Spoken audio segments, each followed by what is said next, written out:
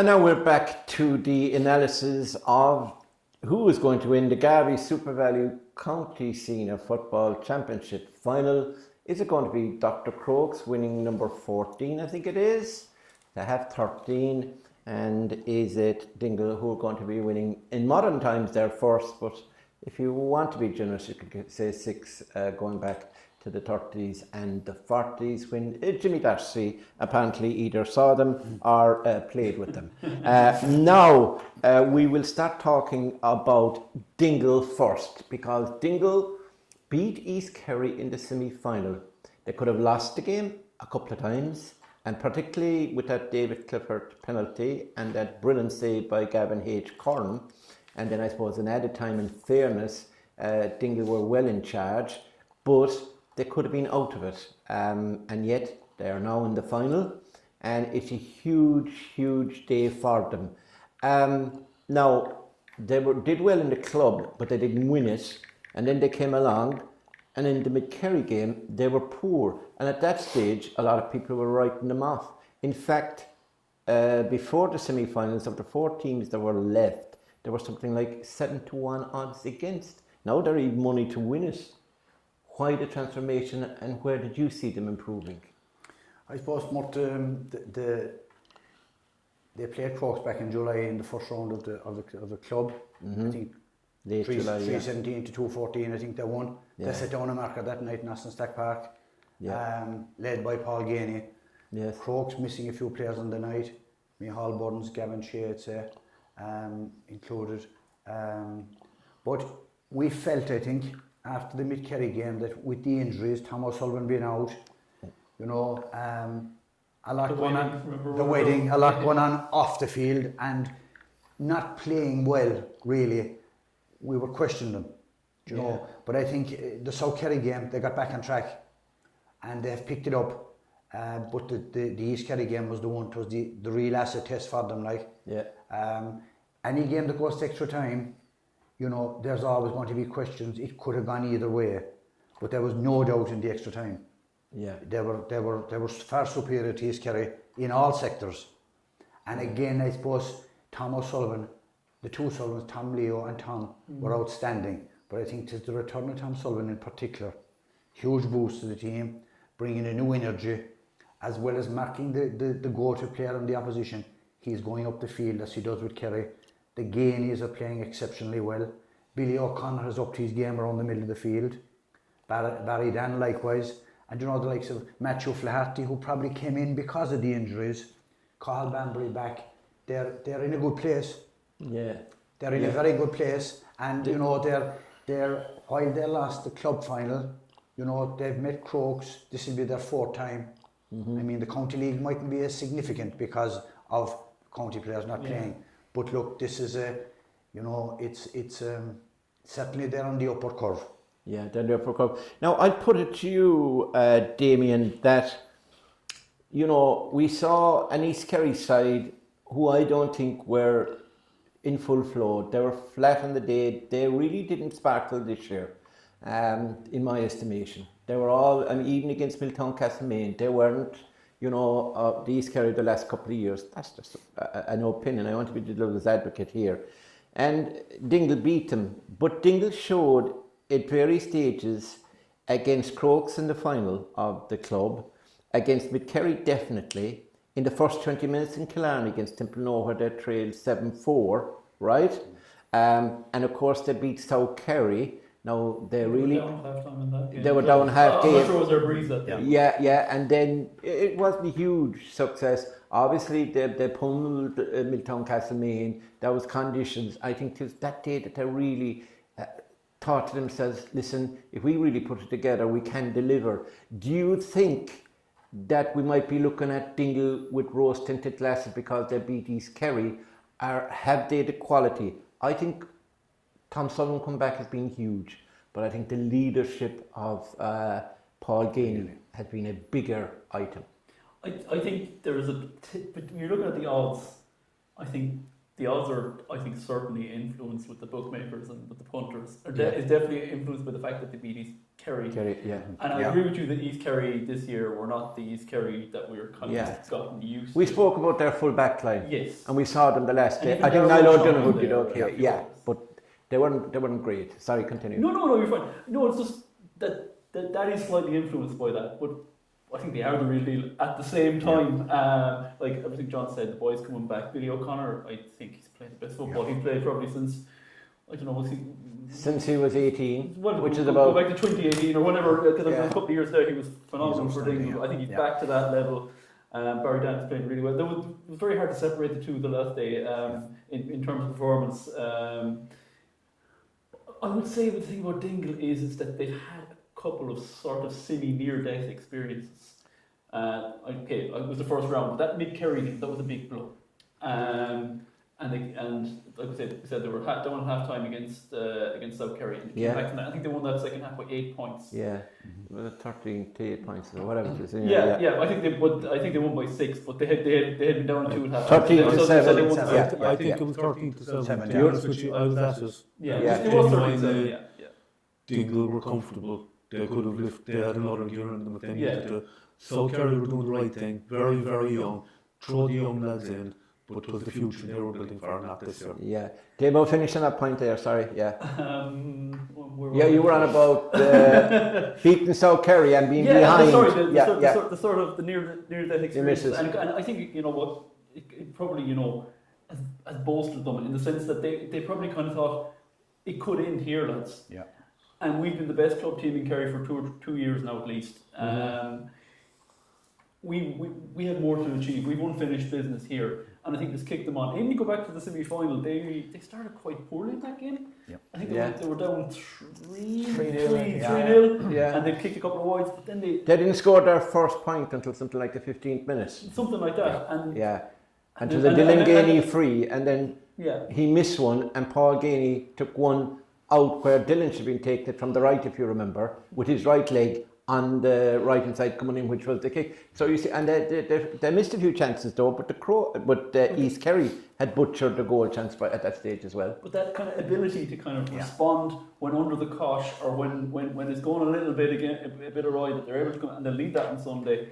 That's really impressive, because again, like you said, another near-death experience was the Gavin Curran save. Other for that, they were gone. But I think they probably should. My view is they were 3 points up after 45, that they should have seen that out. And if they had kind of kept it front foot, there was a little bit of a fear of losing or something there, more than the pushing for the line. But if you remember that game towards the end of it, when East Kerry were coming back to level the contest, I remember one time when I think it was Pod O'Leary that was going through. I don't know if he passed the ball or whatever, but Luke Crowley wanted the ball, and Luke would have buried it, I'd say, where he was, and the pass was poor, it was low, it was deflected, and it went, and I think he came back for free. They might have got a point for it, but my point is, East Kerry had him on the rack for the final 10 minutes of normal time. And they absolutely could have. Dingle absolutely could have gone out of the championship at the semi-final stage. Well, clearly because the penalty. But I don't think the best team would have won that day had that happened. Yeah, and that brings me on to John O'Dowd. I thought defensively in the semi-final, to get a few friends back in Dingle again, I thought defensively they were excellent throughout, and they dropped men back and they counter-attack well. And when they went those 3 points clear, it was having Barry Dan and all these guys behind the ball, and I think Dara Dan was probably gone off. Mikey Gainey had come on from at that stage. He came on around 47, 48 minutes, something like that. Now, if you're looking at the way Dingle defended, the man who gave away the penalties, they nearly gave away 3 penalties. 2 were on the line, and another one was inside. And I think they were all correct calls by Brendan Griffin. The one that was given was a penalty. But look, the way, and Paul Gainey that gave away that penalty, the full forward, the centre forward, their main man up front. But when they counter-attacked, Dylan Gainey saw his chance, and when one went over, the second one went over, and then there was a bit of a space to the third one. So my point is, will they on Sunday work for each other like they did in that game, adopt a defensive strategy, because Tony Brosnan, Sean, these guys, Gavin O'Shea, and then kind of on the counter-attack. So this won't be a shootout, this could be a low-scoring contest. The return of Thomas Sullivan hasn't just been about his ability as a footballer. It has been massively psychological to the whole well-being of the rest of the team. When he got injured against Milltown Castlemaine in that club game out in Milltown, they knew it wasn't just your little hamstring twinge. Mm-hmm. They knew it was serious. They knew it was going to take a certain amount of time. And in fairness, we've got to give great credit to Padraig Corcoran and the management and the medical team. They didn't rush Tom back, even though there was club finals and club semi-finals and everything coming up at the start of the county championship. They gave him 8 weeks. He was a full 8 weeks out of action. You know, sometimes in a hamstring you might get back after 6, you might get back after 5. They gave it the longest time possible. During that time they had to suffer a couple of bad defeats. Maybe that was a blessing in disguise. While similarly when we go and discuss the Crokes, as Dennis Coleman kind of intimated during the week, would they be where they are now if Dingle hadn't given them a 6-point beating at the start of the club championship? Sometimes you learn an awful lot more in defeat than you do if you're winning week in, week out. So I think Dingle, and it wasn't just about Tom as well. Micheál Flannery's come back, Cathal Bambury's come back, Matthew Flaherty has come back, Conor Flannery's had his injury troubles, Conor O'Sullivan, Conor Ganey. They've had a lot of players going through the club championship and the county championship who haven't been fully fit. If we knew the full story, you're probably talking about players playing at 60 and 70% at different games at different times during the season. Now, Conor O'Sullivan probably still is not 100%, maybe Conor Ganey as well, but they're getting almost back now to the team. Conor O'Sullivan misses out. Like, he limped off, you know, and he didn't look great now with Charlie Keating, the other side to discuss later. But I'd be worried that Conor O'Sullivan is not fit. And if Conor doesn't play, that means a whole rearrangement. Tom Leo will probably have to go back from the half-back line. Yeah. Mikey Ganey will have to start maybe. There's loads of possibilities. Hasn't Conor kind of been off and on a bit? He has been this season. He's had long-standing injuries going back for the last couple of months. He's never been fully right. Yeah. When he has been starting, he might get 30 minutes, he might get 40 minutes in, but he's not seeing out an awful lot of games. He got injured that day when Tom went off in Milltown as well. He had to go off. He had to go off at half-time in the semi-final.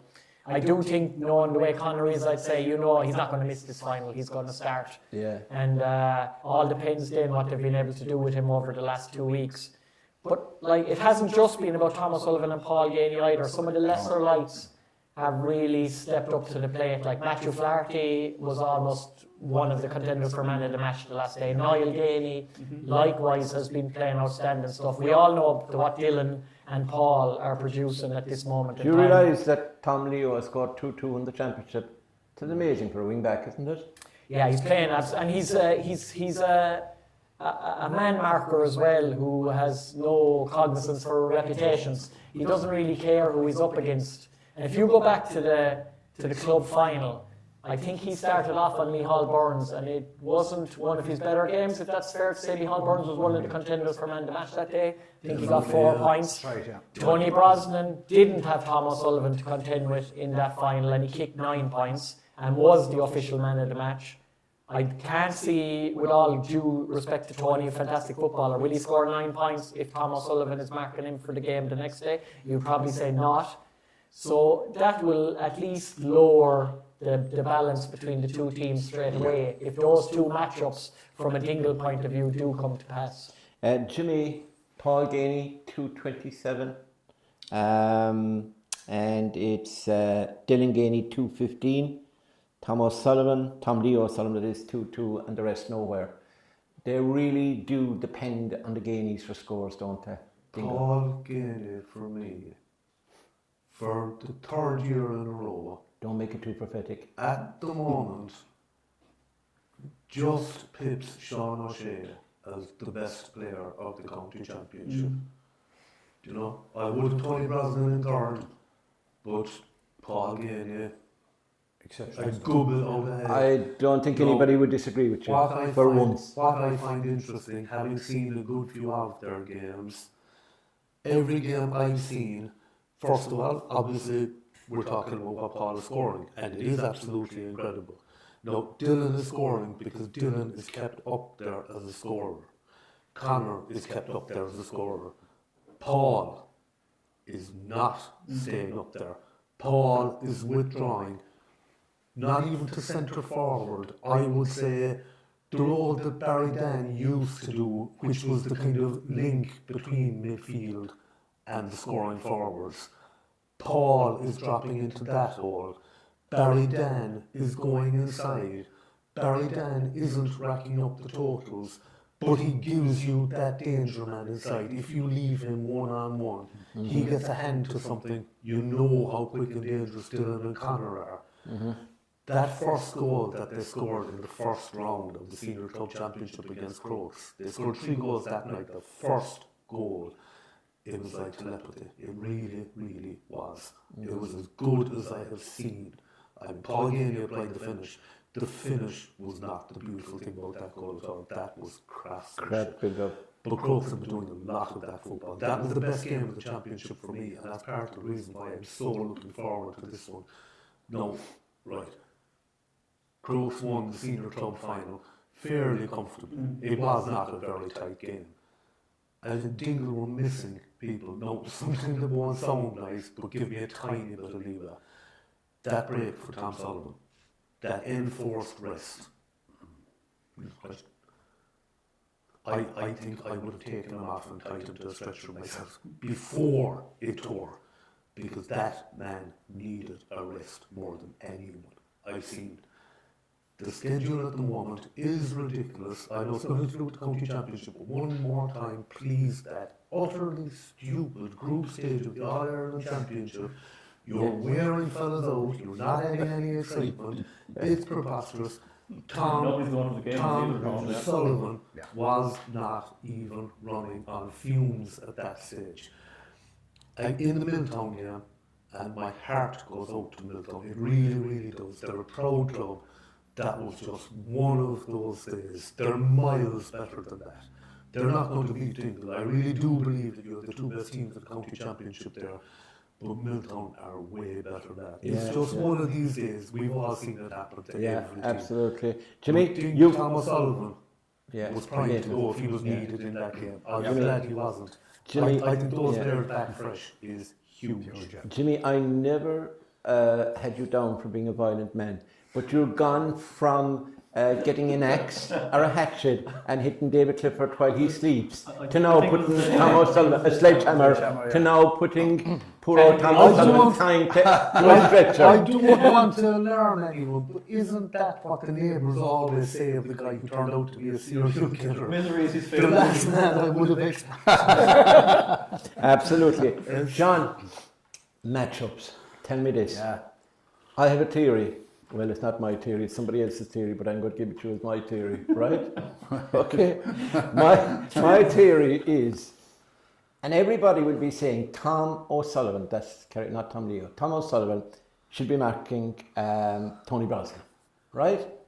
I will say to you, John, as a former intercounty manager, a manager of a small club now, sorry, a big club, nice club, that Tom O'Sullivan should be put on Gavin O'Shea. Because Gavin O'Shea is the most influential player in the Crokes. If Gavin O'Shea is held and not allowed to wander around and play ball to this one, that one, and be the guy who distributes to the inside line, well then Crokes are in trouble, right?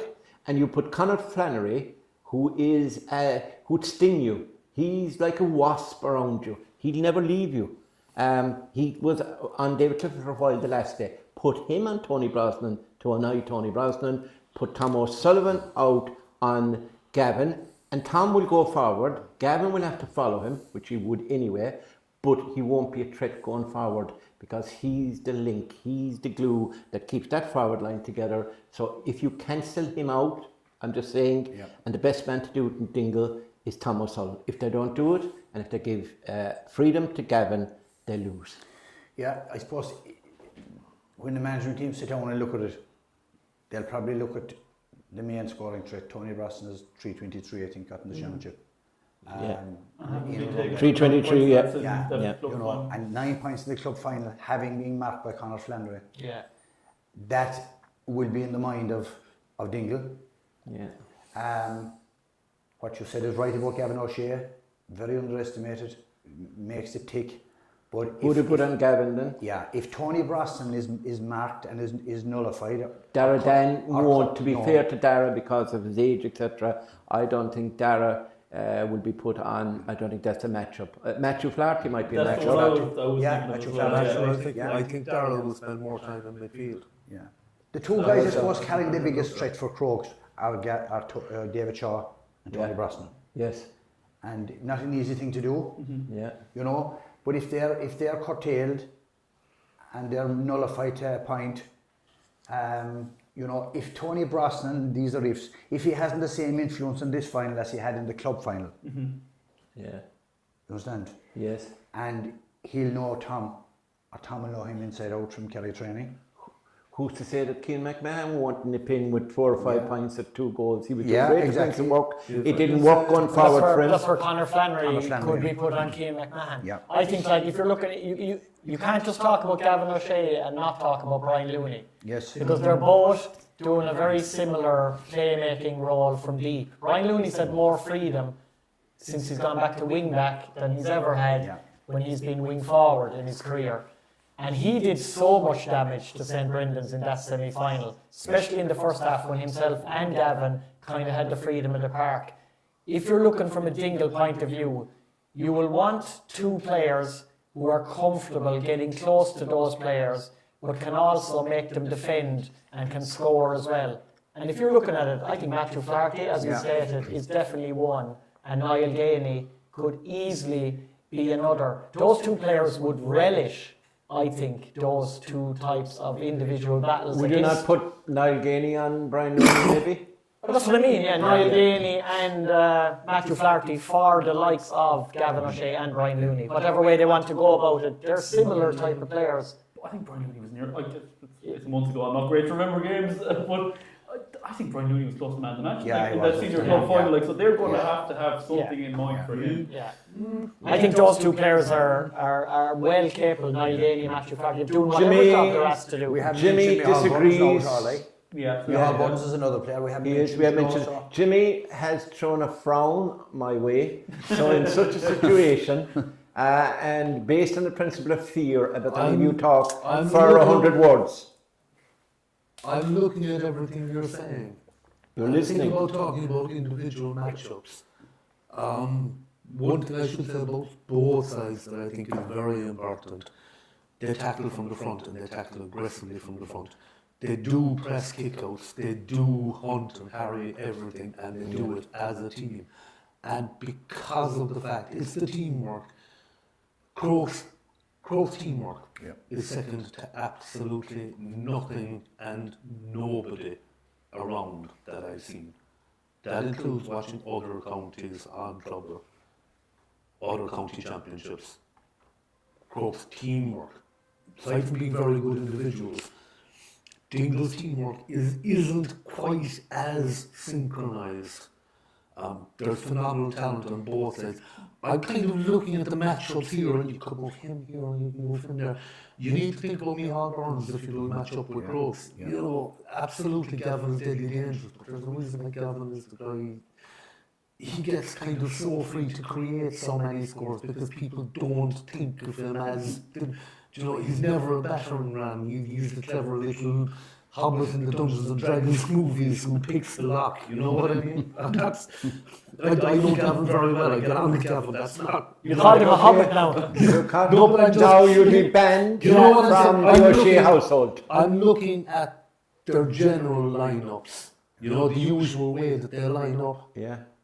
And I'm kind of thinking, I know it's a bit out there and you can't do that, and Jesus, Jimmy, this isn't the 1940s when you were at your peak, blah, blah, blah. I'm looking at it, I'm thinking, no, hold on, we have a good system.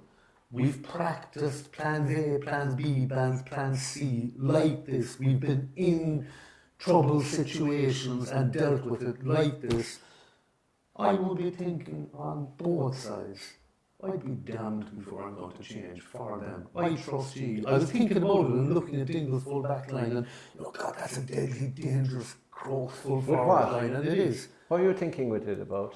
With what? No, I'm just looking at the Dingle full backlines that's gone all along. Conor Flannery, Conor Sullivan, Sean O'Gormoran. Yeah. They kind of move around. Michael Flannery is back in now and is a fantastic option to look at. But those four are generally the full backline. Michael Flannery is a very good player, He's promised me a fish box from his fish box. He's So that is why he is a very good player. He's outstanding. He's outstanding. And if he had Well, I have 2 boxes of chocolates if he had from... promised me a fish box, Yes. he'd be picking 3 from 3. As Yeah. it is, there's 4 of them in there. But going to Right. get no shade, Jimmy, a very difficult player to mark. He's so elusive. He But he's doesn't not to be stand. for anyone. No, And he's not a guy for taking on the ball and stolen by at the defenders. moment, the He'll pop direct it off. Yeah. No, but at the moment, the direct matchup, as I look at it, the most likely person, the person to be named at 6 is most likely to be Darragh Dan. The person who's most likely to actually fill the number 6 role for Dingle, I think, is going to be Tom Leo. He'll be named at 7, but I think it's in there that he'll be. I see no problem with that match. I think both of them will have a big job to do if they're against each We'll other. get back to you next week, Jimmy, if all those matchups are wrong.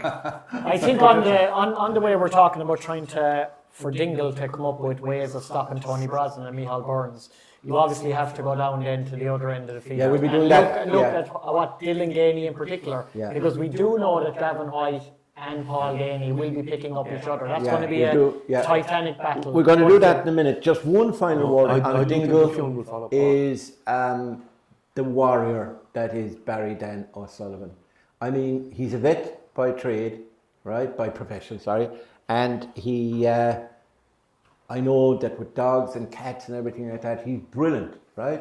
He could be, he could be, I'm trying to put an ad for the guy, like, you know what I mean? I know also that, any old enough to remember the TV show All Creatures Great and Small? There's actually a new version of it. Yeah. The James Herriot books. That's right, the Jim Harriet books, brilliant. Well, he could star in Let's talk that. about the football talk. Yeah, no, he could star. And what reminded me of that was the bandage and everything. He looked like a warrior. Yes, actually, Custer's yes. Last Stand. He is. I mean, another guy would be gone off. Yeah. But he didn't. But that's a Dingle, like the night back in Dingle that John and myself were doing the Kinmare game. Dingle were gone, really. You could see the selectors that were throwing programs on the ground when Dingle when Kinmare went ahead, no way back. And they were pulled back by Paul Ganey, it was mentioned earlier on, came out to the middle of the field, Dylan went in, and Barry Dan was inside. Created havoc with the high ball. Yeah. But they never say die attitude and a tremendous spirit. Yeah. And that's typified with that injury. Exactly. And the one thing that we learned as well from being back there, John, was listening to all of them talking was they're going into this one and they are going in with kind of nothing to lose. They're having a right go like they did against East Kerry. They're going to give it everything for the 60 odd minutes and let's see what happens. It's a great attitude. Yeah, sure, Barry Dan against Mark O'Shea is as mouth-watering a battle as many of the battles that are on around the middle of the field and through all over the pitch. And you have to look at, will Charlie Keating be able to line out or not? Yeah. And if he doesn't, how JC sizable knows. a blow JC knows, is but he won't that? tell us. How sizable a blow would that be for Dr. Crokes if he doesn't line out? Absolutely. Jimmy, okay, we'll You're, finish. Yeah. you're probably looking at Tom Doyle out to midfield in that instance. That would be my guess. But I just said, just when we're talking about warriors, Yeah. in all fairness, you're Dr. Crokes, you're in trouble, you're 2 points down, there's 10 minutes left. You look over, Kieran O'Leary. there's Kieran O'Leary and John Payne coming off the bench. Yeah. You wanna talk John about- Payne probably start. Probably start. Yeah. Yeah. Well, Yeah. in fairness, Kieran O'Leary coming off the No, bench. he keeps it. You talk about warriors. Yeah. Those lads have been in the trenches. Those lads have gone over the top. Right. You got me going now with the All Creatures Great and Small, which of course was set in the war setting. Yeah.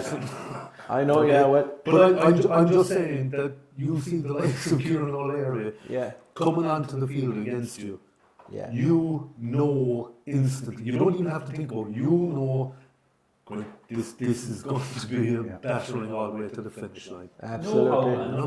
And that's what you want in a county final. Yeah. It is, yeah. But do they Right. have greater depth? Would you say than Dingle, or has it tightened up with all the boys coming back. I think definitely in the senior club final, Yeah. boys had depth on. They had. I think you're right. I think the lads coming back from injury, it has tightened up. I still think Dr. Crokes I have agree. a deeper bench. They have a deeper bench. They do, but I when you think have Crokes- Alex Hennigan coming on, young fella, and he kicks a point, like, you know, they can do it. Like, you can bring on an old fella or a young fella. Yeah, Michael Potts, we don't know, is he going to be starting or coming on? Yeah. Obviously, Kieran O'Leary, Captain, Dahi Casey.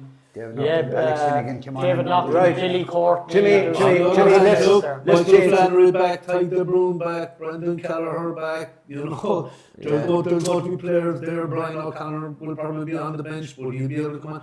Neither of these sides are short of what I'll call genuine Absolutely. subs. I think we've given Jimmy. I think we've given Dingle a fair crack at the whip there now. Crokes, you were the one that were you the one that said to me that they're lucky to be in the final, or do you think they deserve to be in the final? Jesus Almighty! I think they deserve to be in the final by an absolute mile. I think they're playing incredible football. It is a joy to watch. An awful lot of what They've only they're lost doing. one game all year, is it? Yeah. 20 games played, 19-1. They've won 19-1. 19 out of 20. Yeah. It's incredible. No, the County League, I mean, God love us, Clubber, because of Dingle and Crokes and because of the proud history and so on, Clubber covered the Dingle Crokes game in the County League. I think after 10 minutes, I was talking about the interesting architectural style of the stand here and the interesting choice of plants along the way. You were, I tried to talk about the football at the same time. Yeah. And in fairness, we were asking Dingle people around us, could they name the Dingle players, and they know two of them. I'm not being sarcastic. Dingle were Well, they have huge injuries. The fellas away, down to the They're advanced, absolute bare bones, you know, and that happens in County League. It's an unfortunate thing, and I won't get started tonight on this idea of county players and district championships. This isn't our business, we don't want to damage it, but I think you can all imagine how I feel about that.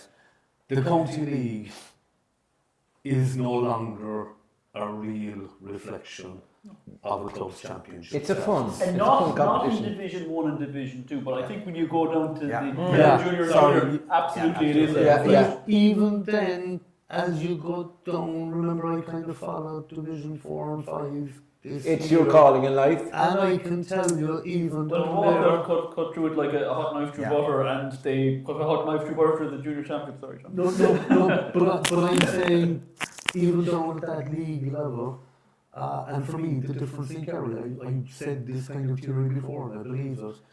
Division 1 team, you want to be taking 80% of your kind of reasonable scoring chances.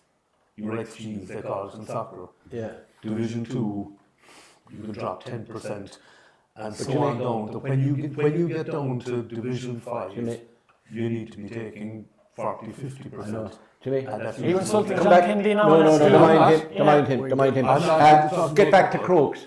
Their championship. They were impressive along the way in the championship. They did Obviously, the championship. As I said, for me, I know about Risky. I think we all said it at the time. After what felt to me like a really long slog of an inter-county season, a league that was very intriguing, but in a kind of a soap opera way rather than a drama, if you know what I mean. In terms of twists and turns and who do they have this week, and now we have to calculate what happens if they do. do you watch Coronation Street? Then came the club championships. Then came, I think, was it Carol or had played Lone Rangers On a Friday night, the first game of the Intermediate Championship. Good game, quite a good game to watch. You know, this is highly enjoyable actually. I'm glad I came because I expected to be a bit miserable, to be honest with you. You know, cold, wet Friday night. Yeah.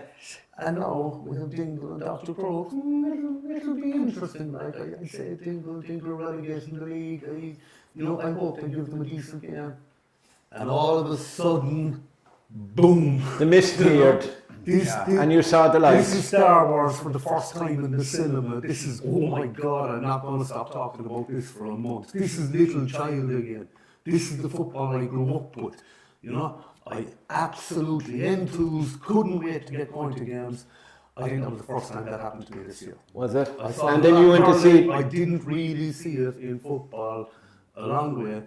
that game, you could feel it. You could feel the excitement. And then you went to... And there was controversy. That game was possibly the best thing that might have happened to Dr. Crokes. But Jimmy went to see Spot the following week. Didn't hurt Dingle. Let's get back to the Crokes and let's get back to the... Just making the point there, that game against Dingle that they lost, like, it was kind of, in a way, they didn't want it to happen, of course. It was an eye-opener, but it was perfect for Pat O'Shea. He was able to go to that squad and say, look, lads, if you're getting any airs and graces after winning every game in the county league, this is the reality. You're after being beaten here by 6 points, deservedly beaten by Dingle, not at the races for a lot of the game. Now, there was a couple of refereeing decisions on the night Crokes would say maybe went against them, but I don't think they would even complain that Dingle were the better team and deserved to win. But they were missing, as you said earlier, John, they were missing Micheál Burns, Gavin O'Shea and Brian Looney on that night. And at this moment in time, would you say that they're 3 of their 5 most important players?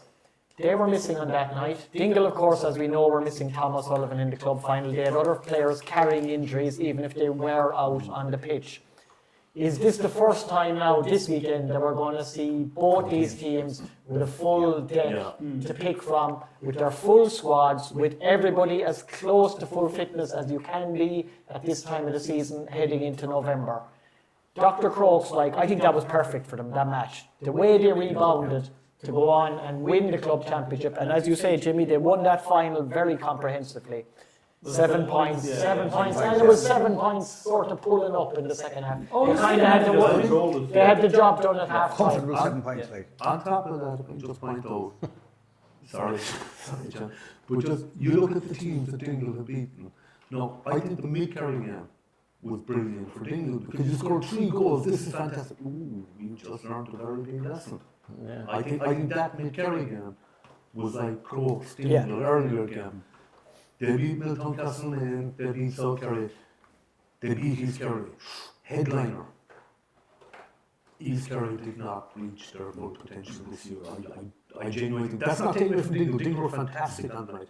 Dylan Ganey was a superstar that night. And Dylan is capable of reproducing that on a regular basis. But if you look at the other side, I'll be very quick. You look at Crokes. You want to talk about the football the Crokes are playing? This is my very last sentence on it. Yeah. They beat Canmere with a good bit to spare. They beat Maid Kerry, who remember had beaten Dingle. They beat St. Brendan's with a good bit to spare. Rathmore, sorry. But the point I'm making is that all of those, Rathmore were down a few bodies alright. Yeah. And Rathmore flattered maybe a little bit on the night, but Crokes were always in control. But the point I'm making is those are stronger teams, aside from East Kerry. Those are all very strong teams. They were all kind of, we knew Crokes were going to be up there. We reckoned Dingle were going to be up there. We were certain East Kerry were going to be up there. I kind of had St. Brendan's making up the semi-final quartet myself, do you know? And Mid-Kerry next, probably. No, you look at what Crokes have beaten. Yeah. And well beaten. Yeah. Every other contender already this year. Now, Dingle look as good as they can be. I think Crokes have to be going in as favourites here. And I genuinely think we're looking at a very good game. John, looking at this Crokes setup, right? They play to a certain style in every game. It's Pat O'Shea. Pat is an excellent, obviously I don't have to say it, coach. And they were absolutely down to, and they've been doing this since they were under 8s up a longer, and it got competitive after that. So they have a system, they stick by it, and he seems to plan. Now we were worried, or some of us were worried about their full back line, right? High ball. How would they do against Brendan's? How would they do against Mid-Kerry, etc.? And every time he found a solution. Mark O'Shea dropping back, etc. And now he introduced John Payne when was Mark Fitzgerald got injured, I think it was, yeah. And Neil O'Shea picked up an injury as well. So, you know, Fionn is kind of I won't say a makeshift fullback, he's quite a good fullback, but like it's not, he likes to go forward, it's not his natural position. So is that an area where Dingle could get at Crokes at the back, and particularly that full back line? Yeah, we've been saying it a few times during the year, but it hasn't happened yet, to be fair. Yeah. I go back to what the lads said. I think that game in the club championship, two different divisions going in. Crokes unbeaten in the county league. Dingle relegated, bringing back 5 inter-county players, but expected to be a stroll. That was the kick in the backside they wanted. Their performances have been so consistent. Their system, they don't change. It's seamless. The moves from defence to attack, bringing attackers back, a midfielder back in the full back line, putting Gavin White back. There's no real fuss about it. And I think you said it earlier on, it comes from the coaching structure they have. Yeah. They're comfortable. They have the ball all the time.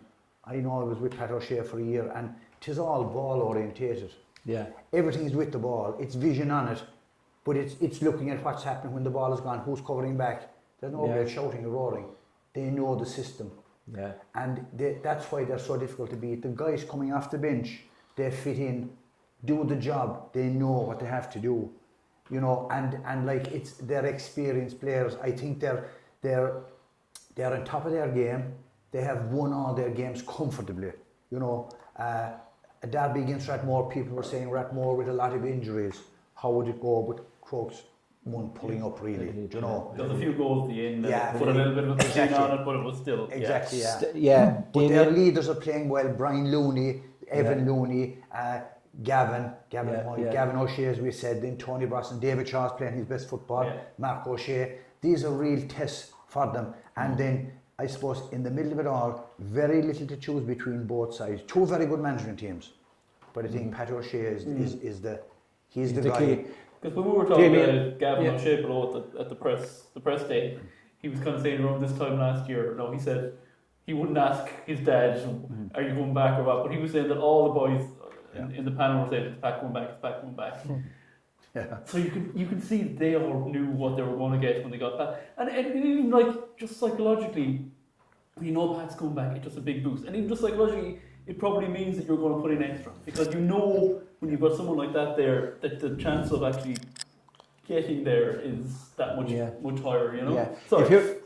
Damien, if you're looking at the Dr. Crokes players, Brian Looney has 81 appearances. This is Tim Slattery now, by the way, in Kerry's eye, who is very accurate. From 2000 to the year 2000 to 2024 to this year. So Brian Looney has 81, Kieran O'Leary has 76, forget the gooch. John Payne, well, I'm not forgetting him, but he's not playing. John Payne has 72, and Dahi Casey has 66, Finn Fitzgerald has 63, and Gavin O'Shea has 49. So it'll be his 50th on this Sunday. If you look, except three, you have Mikey Gainey with 60, you Paul Gainey with 55, and Brendan Keller, who probably won't be starting, is on 51. And then the rest of them are all probably playing. Paul Devan currently at 47, Darrow Sullivan 44, Matthew Flaherty 41, Tom Sullivan, the Tom we're talking about, the Kerry Tom 38, Barry Dan is 37, Michael Flannery is 37, Billy O'Connor is 35, Gavin Curran, I'd say that's the other Gavin though, is it? Oh, Gavin H. Curran is 35, and Paddy O'Connor, he's in Australia. My point is, there's a lot of current Crokes players who are 50 or over. Mm-hmm. There is less. So Crokes are far more experienced. They are. But I mean, you'd expect that. There were how many finals in the 2010s? 8, I think. Brian Looney's 11. Exactly. Brian we were talking to Brian Looney last week.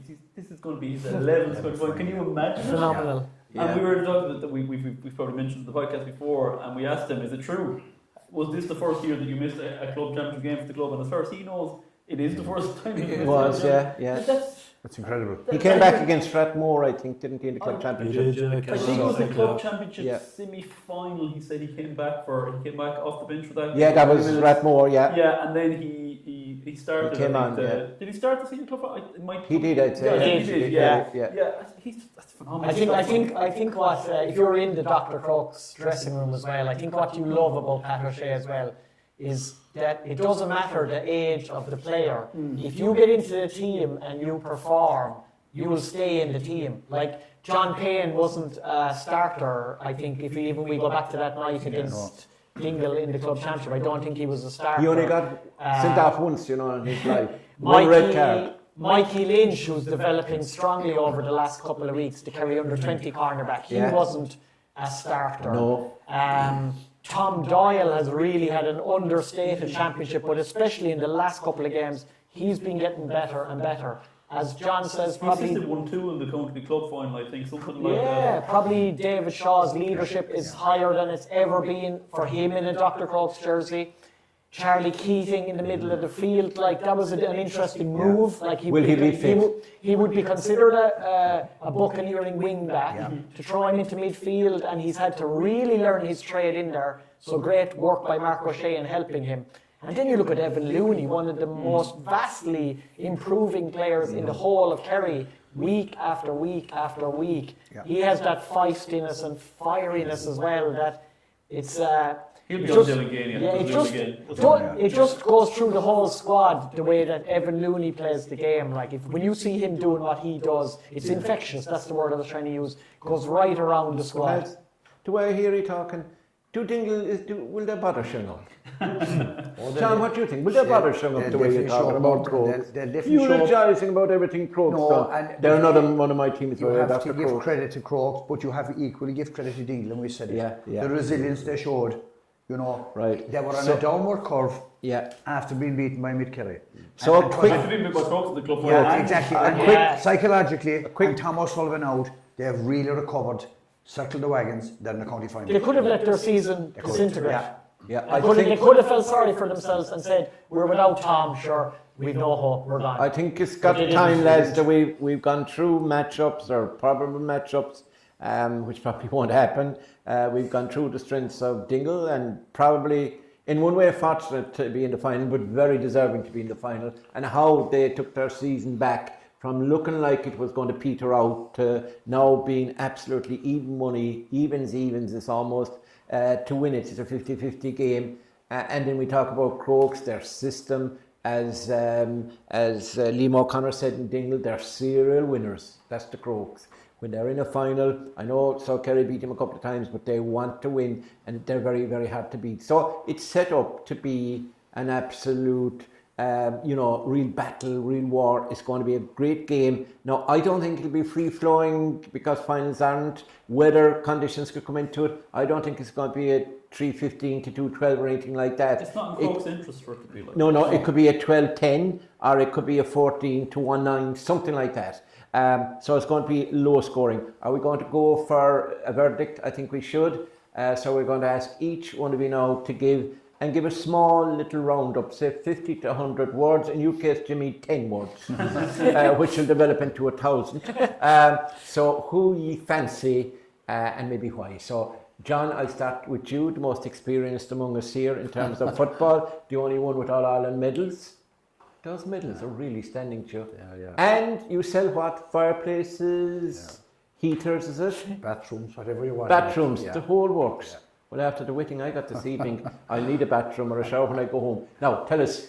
At the start of the year, Murt, we spoke about this. I felt East Kerry and Dr Crokes. Yeah.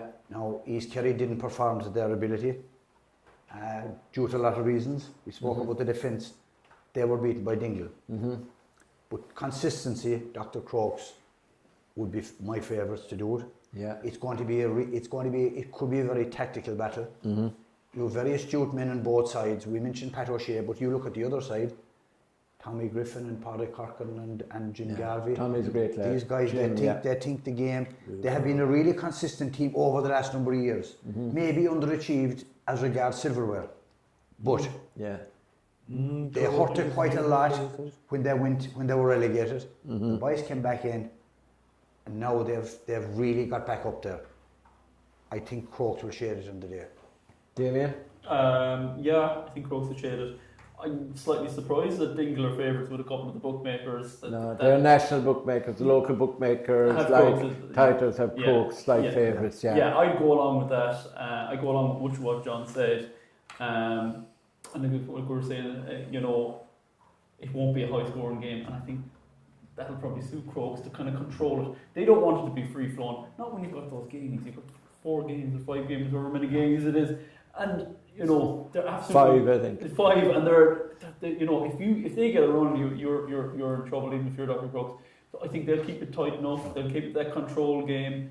I think if Dingle if Dingle manage to get a run on Crokes, they have to keep the foot to the floor and keep going. Because I think against East Kerry, I still think that they didn't quite do that. And when they did do it in extra time, they ran out comfortable winners in. So if they get a run on Crokes, they have to keep the foot to the floor and they have to push through the line. If they get 5 points up with 10 minutes to go, they can't expect that to see them home. Against Crokes, it won't.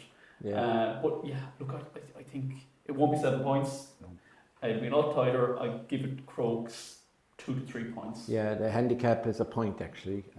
So, you know, that's the way it goes. John O'Dowd, what's your measured prediction? I think Dr. Crokes are deserving favourites and overall are slightly the better team, the more consistent team, the team that you can probably depend on that little bit more to produce their best maybe on the next day.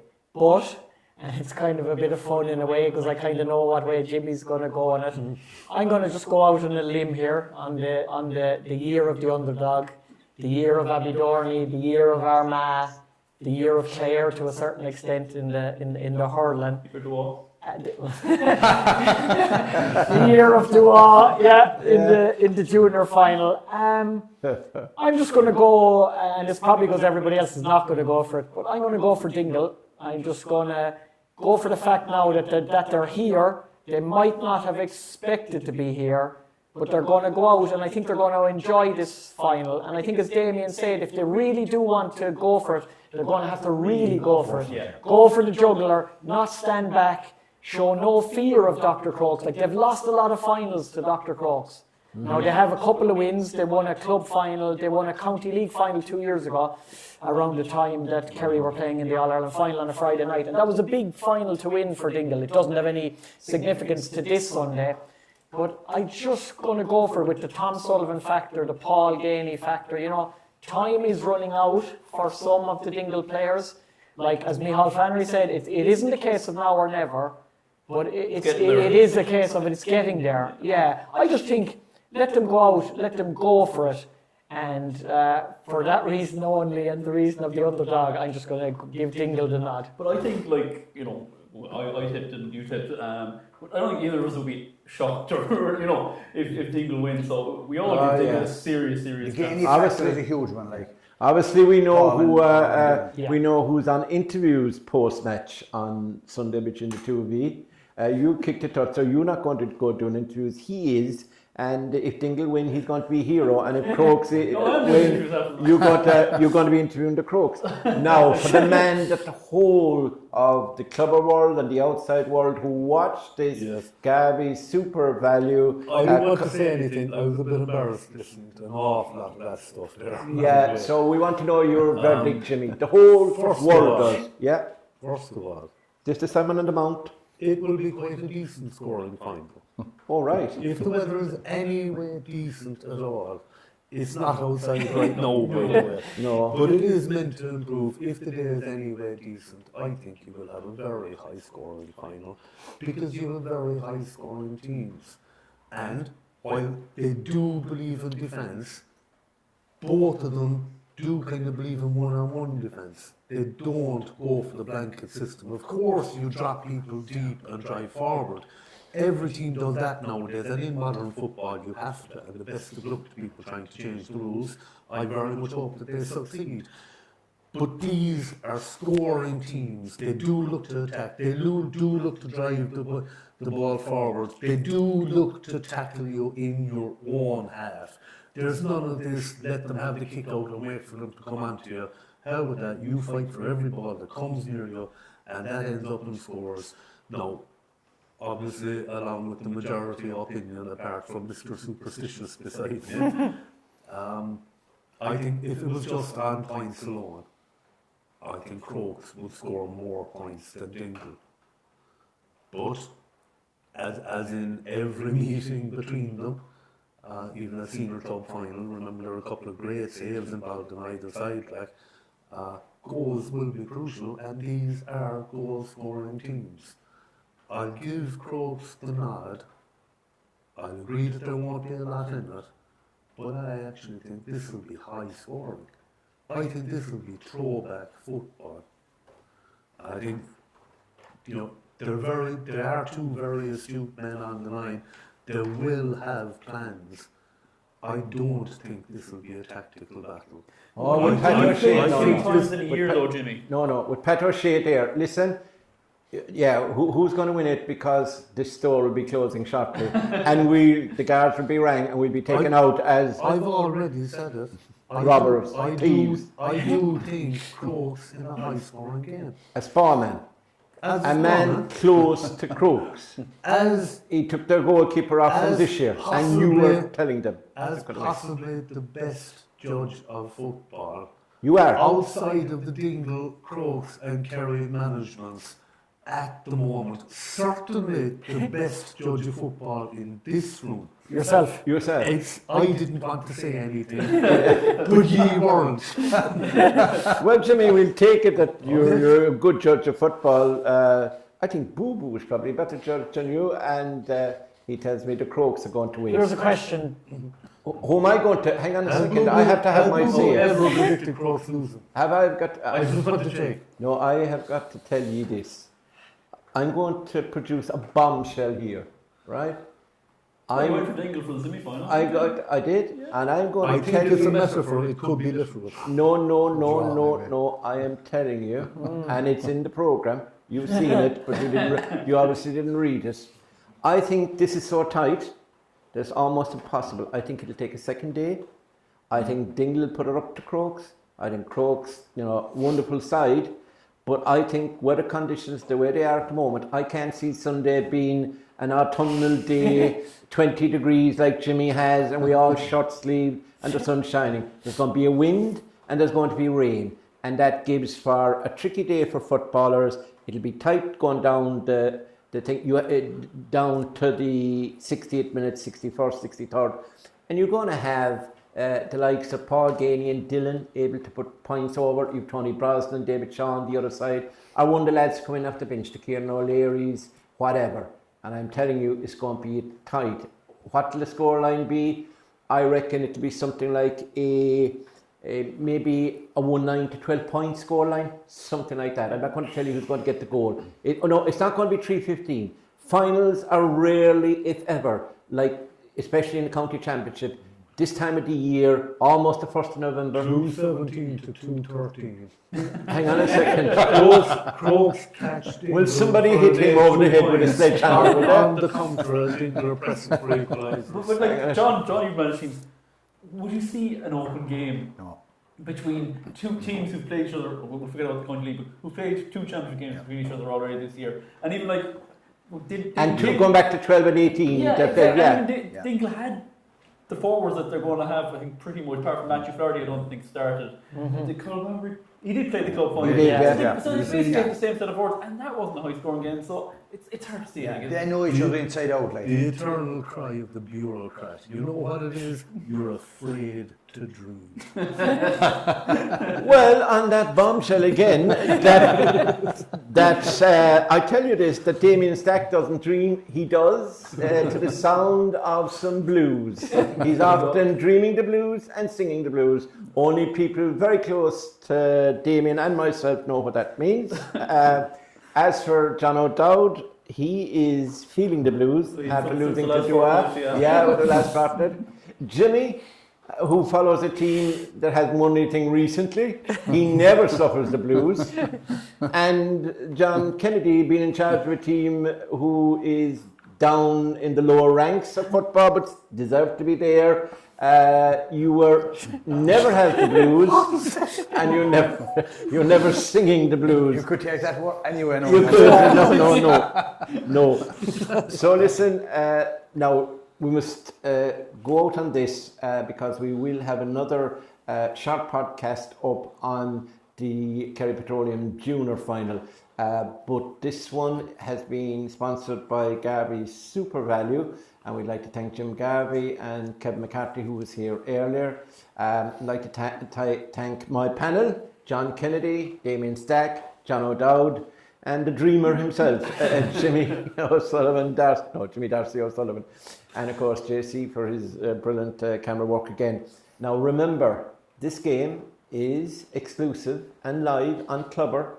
We'll be starting a bit earlier than the throw-in time on Sunday, and you can watch social media, etc. for that time. But we should be on. We'll have interviews, hopefully, probably about an hour before the throw-in time, and we'll have a few people from both sides to tell us how they get what they think. And we'll have a look at the crowd and the teams coming in off the buses. So we'll make it as meaningful as possible and enjoyable for the viewer at home. If, as I predict, the day is going to be windy and wet.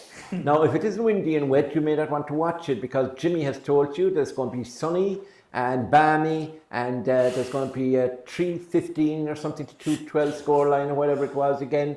I feel like somebody's going to take me for a drumstick.